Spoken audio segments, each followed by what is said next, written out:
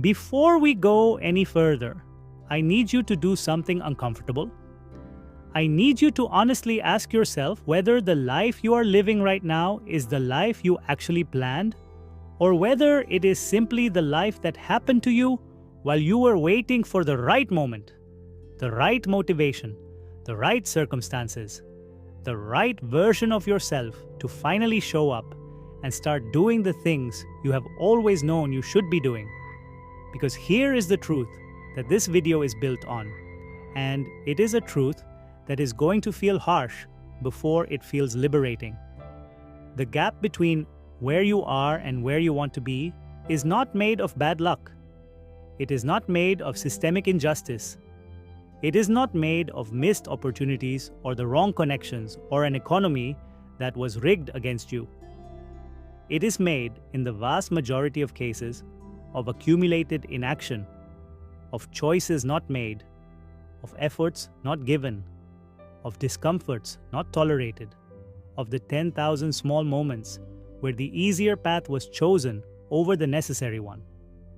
And today, we are going to examine the psychology behind that pattern with complete honesty, not to shame anyone, but because shame has never once changed a behavior, and understanding, deep, precise, neurologically grounded understanding of why the lazy pattern exists and what it is actually costing, is the only thing that ever has. Let's start with a definition, because the word lazy is one of the most morally loaded and psychologically imprecise words in the English language. And if we are going to talk about it honestly, we need to understand what it actually is and what it is not. Laziness, in the clinical and behavioral psychological sense, is not a personality trait, and it is not a character deficiency. It is a behavioral pattern defined by the consistent prioritization of low effort, immediately rewarding activities over high effort, delayed reward activities, and that pattern is driven not by moral weakness, but by a specific configuration of brain chemistry, learned behavior, environmental design, and psychological belief that is almost always understandable in its origins, even when it is destructive in its consequences. The lazy person is not someone who wants less from life.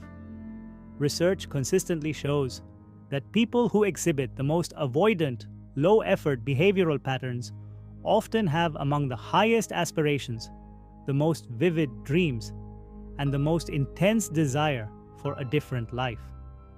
The tragedy of laziness is not the absence of wanting.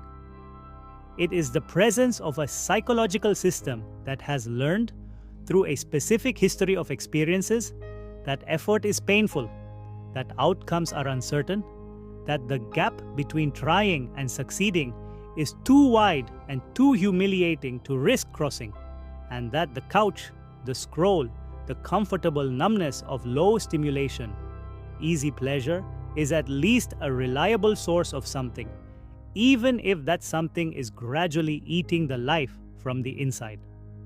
So if you have ever called yourself lazy, or if someone who loves you has, I want you to hold that label loosely for the duration of this video, because what we are actually talking about is a learned psychological pattern with specific neurological roots, specific cognitive distortions, and specific environmental triggers that can all, with the right understanding and the right approach, be examined, interrupted, and permanently changed.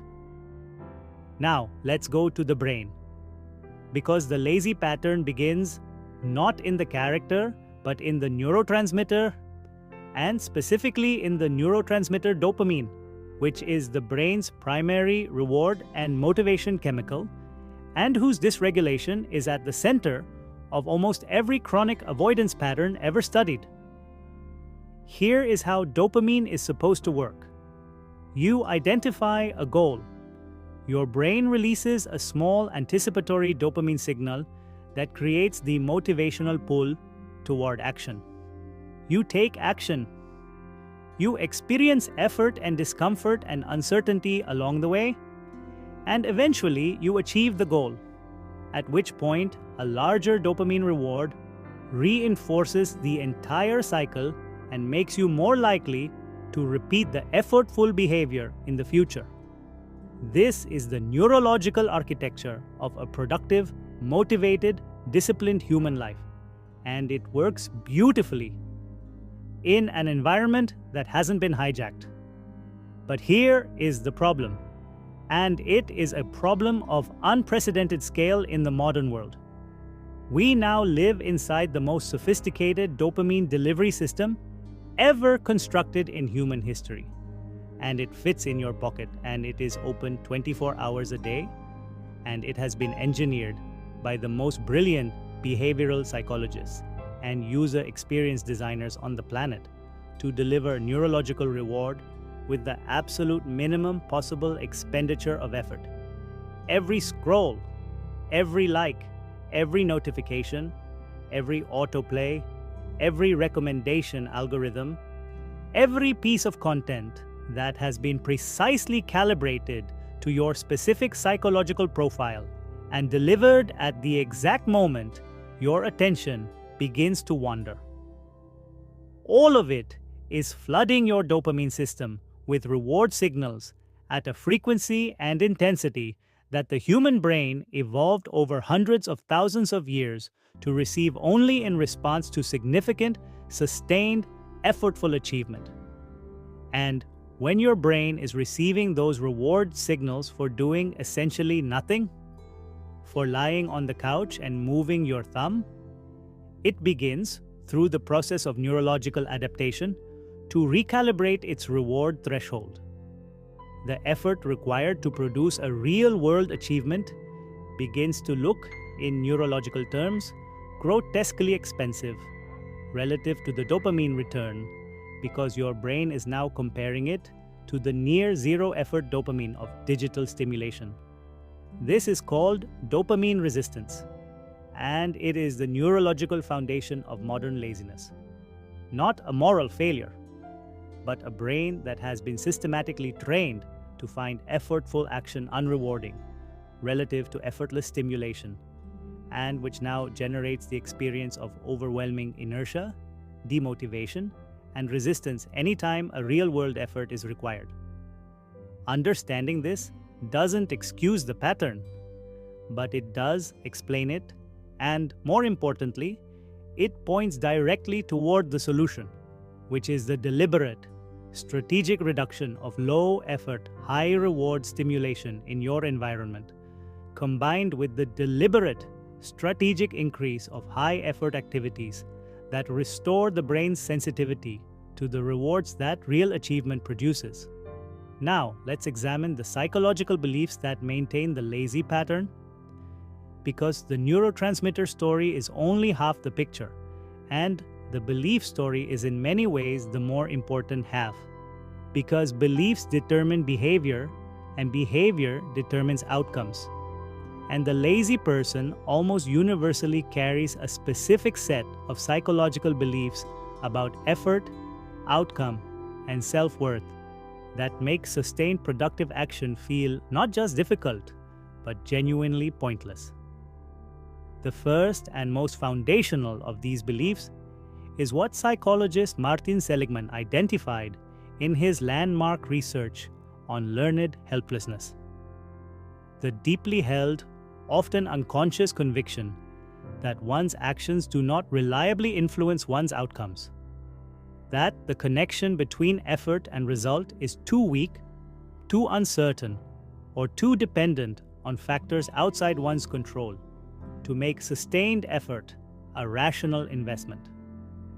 Seligman developed the concept of learned helplessness through a series of experiments in which subjects who were repeatedly exposed to uncontrollable negative outcomes eventually stopped attempting to escape those outcomes, even when escape became possible, because their experience had taught them, at a level below conscious reasoning, that trying doesn't work, that effort is futile, that the relationship between action and outcome that motivates most human behavior has been severed. And here is the critical insight. This helplessness is not learned in one dramatic event. It is learned through the accumulation of small, repeated experiences in which effort was not rewarded, in which trying produced no result, in which the environment responded to action with indifference or punishment rather than progress. A child who grows up in an environment where hard work is not modeled, not celebrated, and not visibly rewarded learns that hard work doesn't pay. A teenager whose genuine efforts in school or sport are met with criticism rather than recognition learns that trying exposes you to humiliation rather than to success. A young adult who enters the workforce with ambition and encounters an environment that punishes initiative and rewards conformity learns to stop initiating. And each of these learned lessons deposits a little more helplessness into the psychological account, until, by adulthood, the person who was born with the same neurological capacity for motivated action as anyone else has accumulated enough experiential evidence of effort's futility that inaction feels not like laziness, but like wisdom. This is why the lazy pattern is so resistant to simple motivational intervention. Because telling a person whose experience has taught them that trying doesn't work to simply try harder is not motivating.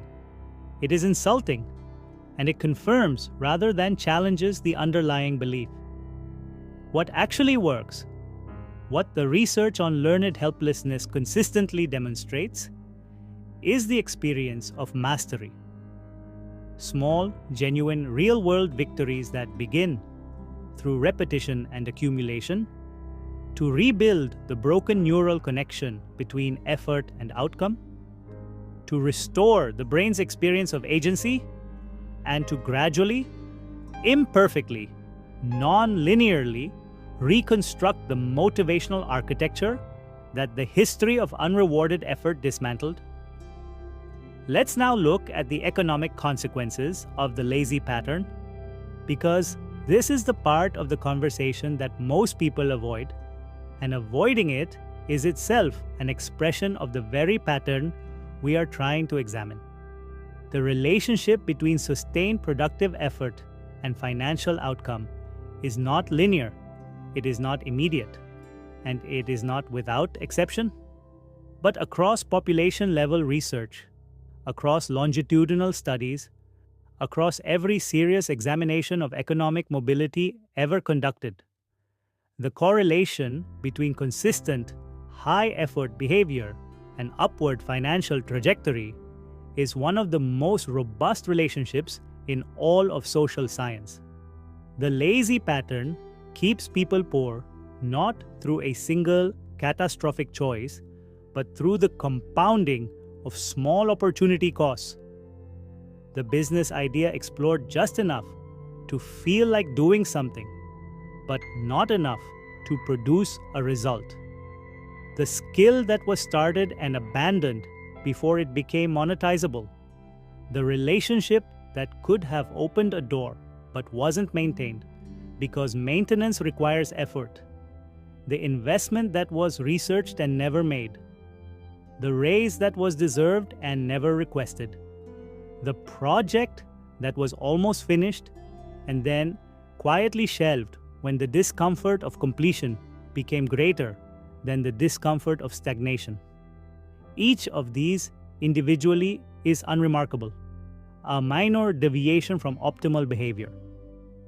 But compounded across months and years and decades, they produce a financial life that is a precise and merciless reflection of the effort actually invested. And the distance between that life and the one that was imagined grows wider every year until the gap becomes so large that looking at it directly becomes psychologically unbearable, which is when the lazy pattern typically intensifies rather than corrects, because the brain protects itself from the pain of perceived hopelessness by retreating further into the comfort of low stimulation avoidance. Let's now talk about the social dimension of the lazy pattern.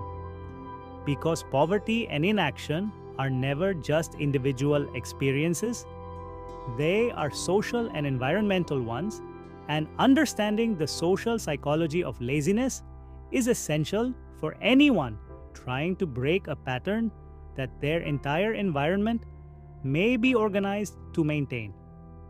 Social psychologist Albert Bandura's research on observational learning and self-efficacy demonstrates that a person's belief in their own capacity to perform a specific behavior and achieve a specific outcome is formed primarily through observation, through watching people like them succeed or fail, through the social modeling of what is normal, possible, and expected for someone in their position. If you grew up in an environment where sustained productive effort was not the norm, where most adults around you were also operating in low effort, low outcome patterns, where financial struggle was not an aberration but an expectation, where the pursuit of ambitious goals was treated with skepticism or ridicule rather than encouragement, your self-efficacy for high-effort achievement was shaped by that environment in ways that are profound, lasting, and almost entirely below conscious awareness. You don't just see what people around you do. You internalize what people like you do, and that internalized norm becomes the ceiling on your behavior unless something deliberately intervenes to challenge it. This is why the single most powerful environmental intervention available to a person trapped in a lazy pattern is the deliberate, sometimes courageous decision to change their social environment, to seek out and spend time with people who are operating at the level of effort and outcome they aspire to, because the brain's social calibration system will begin to normalize effortful, productive behavior as it is repeatedly observed in people the person identifies with, which gradually and neurologically raises the behavioral floor without requiring any direct acts of willpower. Now, let's address the procrastination psychology that sits at the heart of the lazy pattern. Because procrastination is not laziness exactly, but it is laziness's most reliable companion, and understanding its psychology reveals something crucial about why people who want a different life keep choosing the same behaviors. Research by psychologist Fuchsia Sirois at the University of Sheffield demonstrates that procrastination is primarily an emotion regulation strategy rather than a time management problem. People don't procrastinate because they are bad at managing time. They procrastinate because the task they are avoiding has become associated through a history of negative experiences with specific negative emotions, anxiety about failure, shame about inadequacy, overwhelm about complexity, boredom about the mundane effort required, and avoidance of the task is the brain's attempt to avoid those emotions rather than the task itself. This means that the cure for procrastination is not better scheduling, not more detailed to-do lists, not productivity apps, and not punitive self-discipline. It is the direct examination and management of the emotions that the avoided tasks are generating. When you understand that the resistance you feel before starting something important is not evidence that you are lazy, but evidence that the task is connected to a fear or an uncomfortable feeling that the brain wants to avoid, you can address the actual problem rather than the symptom. And the most effective technique the research identifies for breaking the procrastination. Emotion link is extraordinarily simple. The 2-minute rule of starting, which operates on the neurological principle that the brain's threat response to a task is almost always larger before the task begins than it is during it, and that simply beginning, doing the first 2 minutes of the thing you have been avoiding, interrupts the threat anticipation cycle and activates the doing mode neural circuitry that makes continuation far more neurologically natural than stopping. And finally, let's arrive at the truth that this entire video has been building toward. The truth that is simultaneously the most obvious and the most consistently refused insight in the entire conversation about laziness, poverty, and the gap between aspiration and reality. Laziness is expensive, not just financially, though the financial cost is enormous and compounding, and will not wait patiently while you get comfortable with the idea of effort. But expensive in the currency of identity, because every time you choose the easy path over the necessary one, every time you scroll instead of create, rest instead of build, avoid instead of confront, you cast a vote for the identity of a person who does those things. And that identity, accumulated over thousands of small choices across years and decades, becomes the most expensive thing you will ever own, because it will cost you every version of yourself that you could have become and chose not to, every relationship that required more than you were willing to give, every opportunity that asked for more effort than you had trained yourself to produce, and ultimately, every single year of the one life you were given that was spent in the comfortable, numbing, quietly devastating poverty of unlived potential. The goal is not to never rest. The goal is not to grind yourself into the ground in the name of productivity. The goal is to build through small and deliberate and imperfect and consistent daily acts of chosen effort.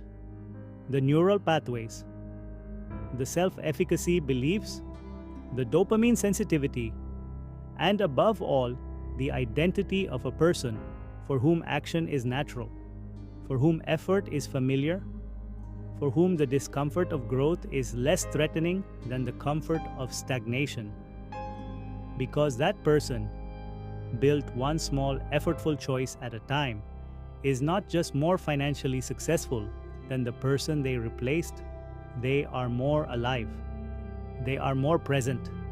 They are more genuinely themselves.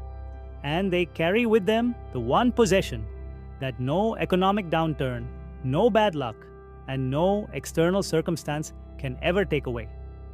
The earned, experiential, bone-deep knowledge that they showed up for their own life, that they gave it what it asked for, and that the person they became was worth every single moment of the discomfort it took to build them.